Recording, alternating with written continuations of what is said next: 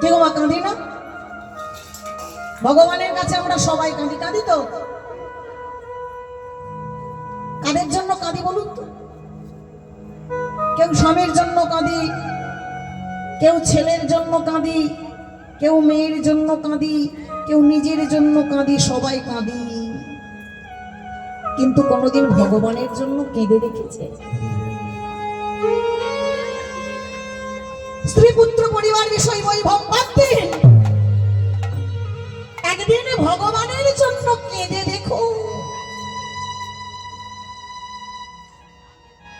সকালটা হলে মাথাটা নত করে হাতটা পেতে তার জন্য মা নিজেদের সংসারের চাহিদা মেটাবার জন্য স্ত্রী পুত্র পরিবারের জন্য কাঁদছি, কিন্তু কোনোদিন তার মন্দিরে গিয়ে জিজ্ঞাসা করেছি,